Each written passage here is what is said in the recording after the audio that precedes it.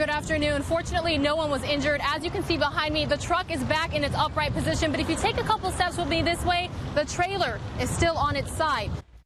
This holiday weekend, a family lost 2 loved ones. We're told the driver was taking the Highway 151 westbound to North Loop 1604 when he continued straight past all 4 lanes of highway traffic and hit the retainer wall on the other side. The number of law enforcement and emergency crews has decreased since we've been out here for about the last 45 minutes. Take a look.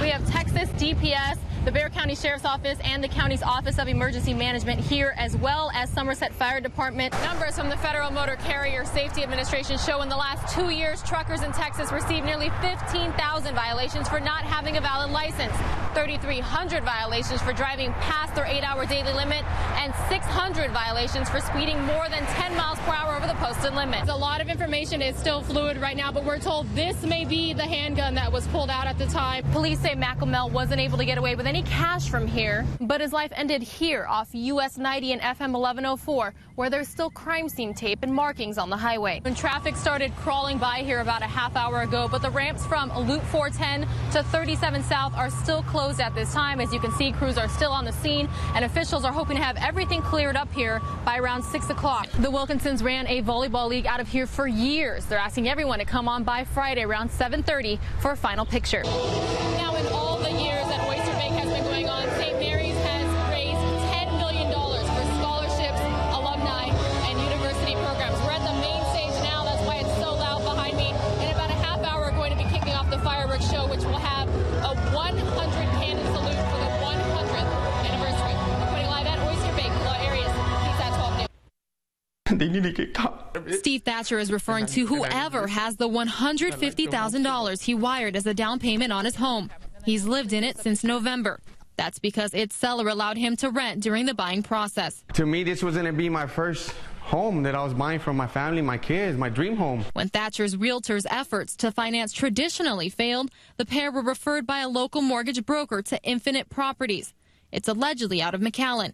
But the down payment Thatcher sent that company apparently never made it to the seller. We've all been victimized, and my heart goes out more to the homeowner. Thatcher's realtor says he's one of 10 clients that allegedly lost money to Infinite Properties. I was hoping to be able to talk to you about Infinite Properties. We called several numbers given to us for the company, but couldn't reach anyone. They need to get caught. They need to go to jail. Prison. And I hope they do. Thatcher's fiance filed this report with Divine Police, but they were told to contact the FBI. The little features and the bottle openers, all the lighting, we did that. The father can't help but look over all the work he's put into the home. Thatcher is now looking for representation. In the meantime, he's now renting this home yet again. Pilar Arias, KSAT 12 News. I'm going to be able to give my life back because of this. It's been 8 years since an armed man walked into this clean 7-Eleven, demanded money from a female clerk, and fled on foot. George Powell III was convicted for the crime in 2009 and sentenced to 28 years in prison. It's hard to be inside these walls knowing that you're not supposed to be here. The key piece of evidence, video surveillance showing the robber leaving the store.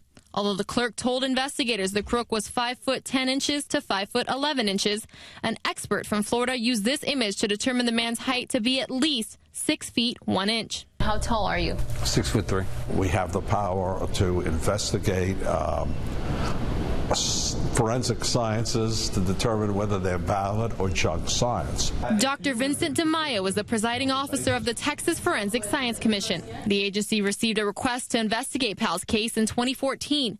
Their conclusions laid out in this report contradict the testimony used to convict Powell. It shows that you have to be very careful and that there are problems in this science which have to be ironed out. DeMaio says forensic video analysis, or the process of evaluating video for legal matters, needs to establish standards. Without it, the same junk science could affect other cases. The only thing that keeps me going is the fact that I know there's people out there that are sacrificing their time and their lives for free to help me prove my innocence. The Innocence Project of Texas is preparing to file a motion to have Powell's conviction vacated. In the meantime, the Bell County District Attorney says it's too early to tell whether or not Powell will face further litigation.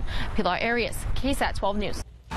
It's been nearly a week since federal investigators found 5 disturbing images of a child believed to have been taken at this La Petite Academy, allegedly by former employee Nicholas Gonzalez Malvin. With hundreds of daycare centers in Bexar County, do you know where to start when choosing a facility? The very first thing you should do is go to our department website. The online database shows the licensed facility Gonzalez Malvin worked for was inspected 17 times in the last 2 years, resulting in 19 violations.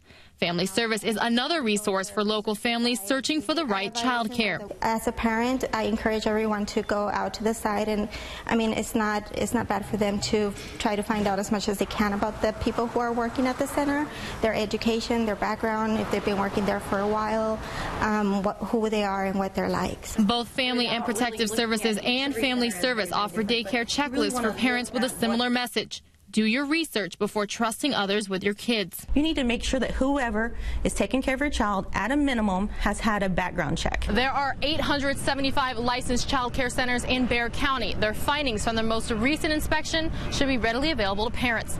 Pilar Arias, KSAT 12 News. Now sitting in Bexar County Jail, Cheryl Reed wishes she'd done things differently. I don't understand why my kids were starved and beaten and stuff like that. Her son and daughter, ages 4 and 3, were found by sheriff's deputies chained up in this backyard. The mother of 4 says she trusted the 2 kids with Perucha Phillips and Phillips' boyfriend, DeAndre Dortch. Reed says she left her children here with the couple for 2 months and even paid them to take care of them. That's why I don't understand why I'm in jail. And I'm in here innocent because I was all the way in California. Reed can't comprehend how the people she's known for so long could cause so much hurt while she was dealing with the custody battle for her oldest child. I don't want to talk to them, but I want to ask them why.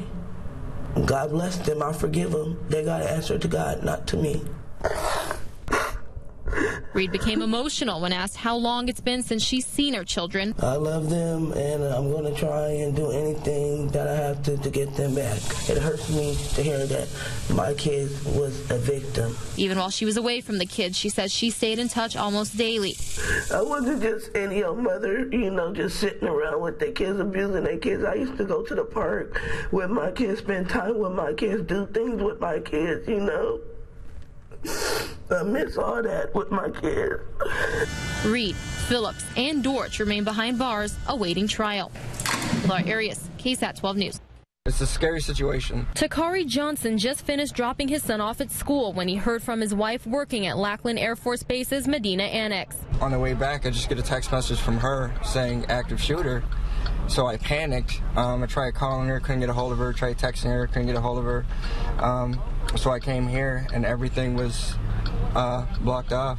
He says he feels safe living on base and doesn't think security did anything wrong.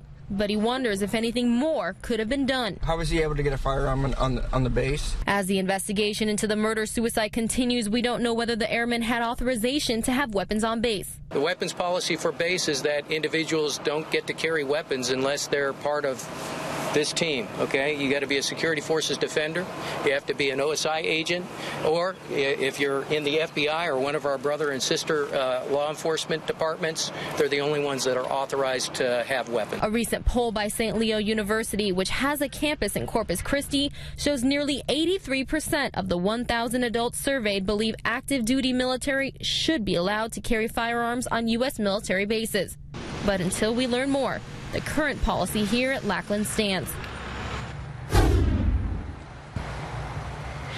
Now, I've been here since early this morning, and although I have noticed that every driver entering base has been asked for identification, I haven't seen any vehicle checks. Now at 6, we will be talking about the quick response time to this tragedy, all of the agencies involved, and how airmen are trained for active shooter situations. Reporting live at Lackland Air Force Base's Medina Annex, Pilar Arias, KSAT 12 News.